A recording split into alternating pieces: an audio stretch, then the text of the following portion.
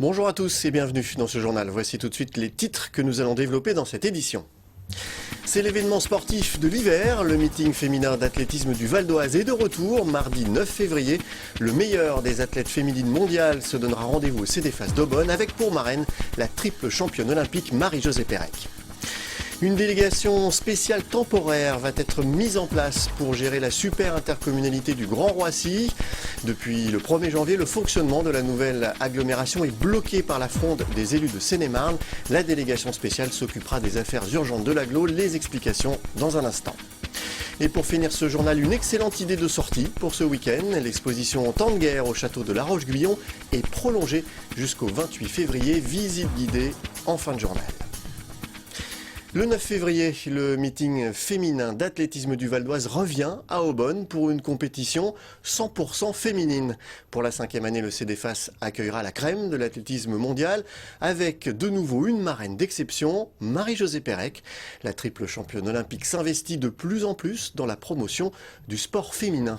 Julien Bortouzeau avec Elodie Barros. Les filles sont dans les starting blocks. Le meeting féminin du Val d'Oise revient pour sa 5e édition.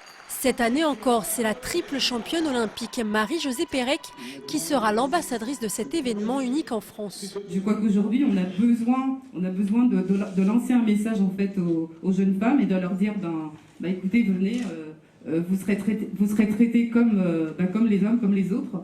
Et voilà, je suis ravie en tout cas d'être la marraine de ce très très beau meeting. C'est une idée que l'on a eue il y a 5 ans, mettre les femmes à l'honneur. On ne savait pas trop ce que ça allait devenir. Et là, quand on arrive à la 5e année et qu'on voit l'essor qu'il a pris, on est vraiment ravis et très très contents de notre succès. Cette édition réunira ce qui se fait de mieux en athlétisme féminin. Parmi les Françaises, on pourra compter sur la présence de 2 grandes championnes qui ont marqué l'édition 2015. Héloïse Le Sueur qui l'avait emportée en saut en longueur, ainsi que Marie Gaillot qui avait fait de même aux 400 mètres.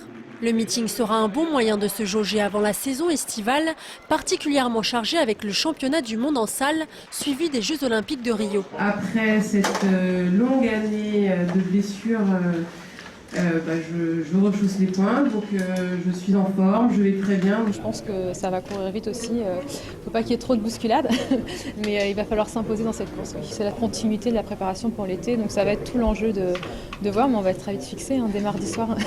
Rendez-vous donc mardi 9 février au CDFAS d'Aubonne. Le 5e meeting féminin sera également retransmis en direct sur Canal+. Une délégation spéciale temporaire va être mise en place pour gérer la super intercommunalité du Grand Roissy. Depuis le 1er janvier, le fonctionnement de la nouvelle agglomération est bloqué par la fronde des élus de Seine-et-Marne qui ne souhaitent pas rejoindre le Val d'Oise. Devant cette impasse, les préfets du Val d'Oise et de la Seine-et-Marne ont décidé de nommer une délégation spéciale pour gérer les affaires urgentes de l'intercommunalité ainsi que celle de la petite enfance et de l'assainissement. Cette délégation sera composée de Patrick Renaud, l'ancien président de Roissy Port-de-France, de Didier Vaillant, l'ancien président de Val-de-France, et d'Hervé Touguet, le maire de Villeparisis, ainsi que 2 anciens fonctionnaires. Je vous propose d'écouter à ce sujet Yannick Blanc, le préfet du Val d'Oise. Il va se passer encore 3 ou 4 semaines au minimum avant que l'agglomération Roissy-Pays de France soit dotée d'une assemblée délibérante capable d'élire un exécutif. Et donc pendant ce temps-là, elle n'a plus la capacité de prendre des décisions d'administration courante. Et notamment des décisions qui concernent la paye de ses agents, le règlement de ses factures et toute question urgente de nature administrative qui pourrait se poser. Donc pour assurer la continuité du service public et la sécurité juridique des actes qui vont devoir être pris, nous créons une délégation spéciale pour cette période provisoire. Un nouveau radar bientôt sur l'A15, une mesure pour lutter contre la mortalité en hausse sur cet axe depuis le début de l'année dernière. Le radar devrait être situé entre les sorties 7 et 10 au niveau de la traversée de l'agglomération de Cergy où la vitesse est limitée à 90 km/h. Au mois de novembre dernier, la préfecture avançait déjà un chiffre alarmant, 5 tués en 11 mois, 2 fois plus qu'en 2014 sur la même période. Et pour lutter contre cette hausse de la mortalité, des contrôles routiers ont été renforcés. En sport maintenant, Christian Carlsson va quitter l'AS Pontoise Cergy Tennis de Table. Le jeune pongiste de 24 ans a officialisé son départ à la fin de la saison. Double champion de Suède, il rejoindra l'équipe allemande du Borussia Düsseldorf. Battu récemment par Pontoise Cergy en quart de finale de la Ligue des Champions, il jouera aux côtés de son idole, l'Allemand Timo Boll. Christian Carlsson explique ce choix par la possibilité de se rapprocher de la Suède, son pays natal, et les bonnes installations du club. Christian Carlsson pourra, avant de partir, offrir le doublé Coupe et Ligue des Champions à Pontoise Cergy, puisque le club est bien placé dans ces deux compétitions. Et pour finir ce journal, une excellente idée de sortie pour ce week-end. L'exposition Temps de guerre au château de La Roche-Guyon est prolongée jusqu'au 28 février. Illustrée de photos et de films d'époque, cette expo revient sur le quotidien des civils et des poilus pendant la Première Guerre mondiale. Et le Val d'Oise y tient une place importante. Philippe Pémal. Nous sommes en 1914. La France vient de rentrer en guerre contre l'Allemagne pour 4 longues années. Pour ne pas oublier les ravages de ce conflit, une exposition se tient au château de La Roche-Guyon. Réalisée à partir de documents d'archives, elle revient sur le quotidien des civils et des militaires entre 1914 et 1918, en particulier dans le Val d'Oise. Cette exposition s'appuie sur les images de l'ECPAD. Nous avons conventionné avec cet établissement. Et puis ça s'appuie aussi sur des images collectées auprès de particuliers qui nous ont confié des images issues de leurs albums familiaux. Nous avons voulu montrer la dureté de la vie quotidienne pendant la guerre, mais aussi l'implication que ce conflit mondial a pu avoir sur notre département, qui était finalement très proche des combats, puisqu'il est à 50 km du front. Pour mieux s'immerger dans l'ambiance oppressante de cette guerre mondiale, la première partie de l'exposition se déroule dans les espaces troglodytes du château. On y découvre la vie sur le front de ces jeunes hommes dans une ambiance sonore de bombardements et de témoignages de poilus. En 4 ans, cette guerre va générer des millions de morts et des milliers de blessés qu'il va falloir soigner rapidement. Parmi ces médecins qui vont soigner donc les blessés sur le front, 2 Valdoisiens, Georges Duhamel, qui habite Valmondois, qui est médecin et qui va être réquisitionné pour servir sur le front, et Louis Sanlec, qui habite l'Isle-Adam. Ce sont 2 médecins très impliqués dans leur travail et auprès des blessés, et qui vont n'avoir cesse de développer des techniques médicales pour soigner au mieux ces blessés sur le terrain des combats. La deuxième partie de l'exposition se passe à l'extérieur, au premier étage du bâtiment des communs du château. Consacré à la vie derrière le front, on y retrouve de nombreux documents sur le Val d'Oise, comme ces photos de famille ou celles de l'abbaye de Royaumont, transformée en hôpital militaire. Au rez-de-chaussée, un espace consacré au divertissement des soldats. Fermés au début de la guerre, les cinémas rouvrent leurs portes. C'est l'âge d'or des comiques troupiers et des premiers films burlesques.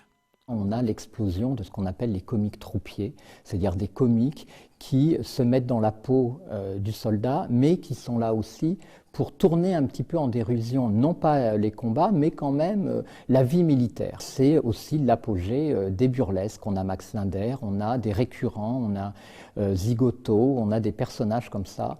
Et la Madelon est la chanson évidemment la plus connue, qu'on pourrait dire qu'elle est née dans le Val d'Oise, puisque écrite par Bousquet et chantée par Bach. Bousquet qui va devenir maire de Beauchamp, Bach qui habitait à l'époque d'Œil-la-Barre, qui va chanter cette chanson, qui est née d'abord dans les tranchées et qui ensuite va devenir un des plus gros succès de la chanson française. L'exposition Temps de guerre se tient au château de La Roche-Guyon jusqu'au 29 novembre. Voilà, ce journal est terminé. Je vous en rappelle le principal titre. C'est l'événement sportif de l'hiver. Le meeting féminin d'athlétisme du Val d'Oise est de retour mardi 9 février. Le meilleur des athlètes féminines mondiales se donnera rendez-vous au CDFAS d'Aubonne avec pour marraine la triple championne olympique Marie-Josée Pérec. Merci d'avoir suivi ce journal. N'oubliez pas que l'info continue sur notre site veonews.fr. À très bientôt.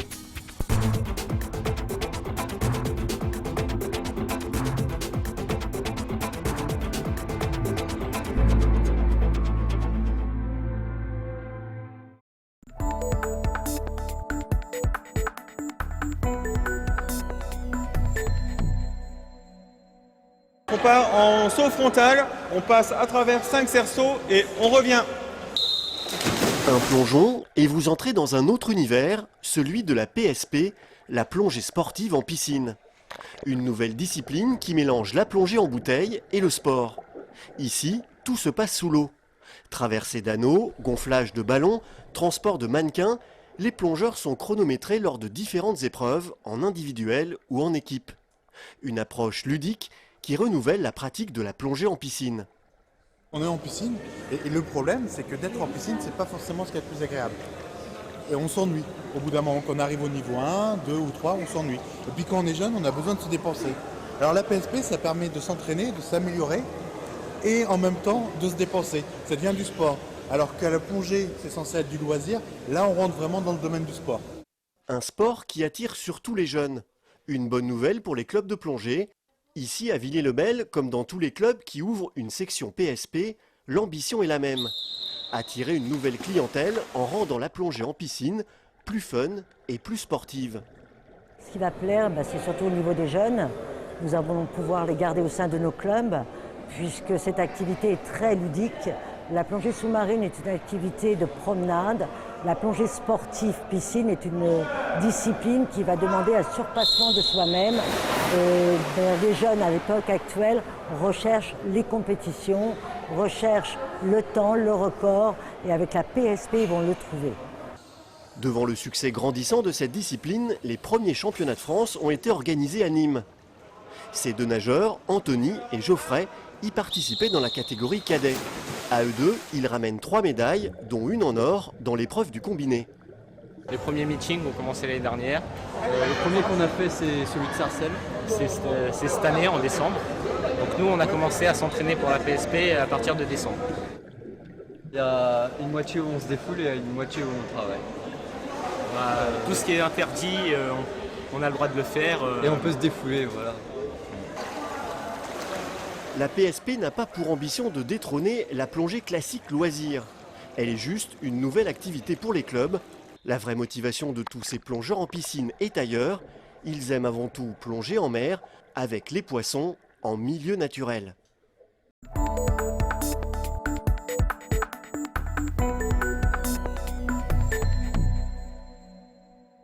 Avocat, on va avoir pour 100 grammes et 50 grammes d'huile de ricin.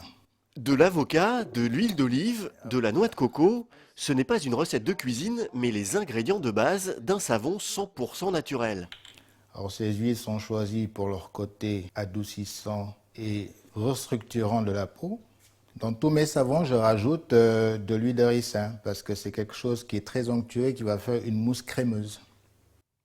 Jérôme Rémilien est savonnier. Dans son atelier de Saint-Ouen-l'Aumône, il crée ses propres produits. Donc là, mes corps gras sont pesés, sont prêts. Je les passe sur la plaque chauffante pour les faire fondre. Une fois fondus, il rajoute de la soude, l'élément indispensable de la fabrication d'un savon. On met le tout dans un moule et voilà un savon artisanal fait maison. Ça, c'est le futur savon. Il va falloir attendre 48 heures avant de pouvoir le démouler, ensuite le découper en tranches, le laisser sécher suffisamment pour que toute l'eau résiduelle s'évapore et pouvoir ensuite le mettre en vente. C'est-à-dire, il faut un temps de 3 à 4 semaines. Jérôme Rémilien n'a pas de boutique, il vend sur son site internet. On y trouve des produits issus de plantes et d'arbres venus d'Afrique ou de Madagascar, ainsi que ses propres productions. Il y a, je dirais, tout dans la nature pour prendre soin de soi. En fait, une huile peut répondre parfaitement aux besoins d'une peau, qu'elle soit sèche, qu'elle soit grasse, qu'elle soit mixte, qu'elle soit sensible, etc.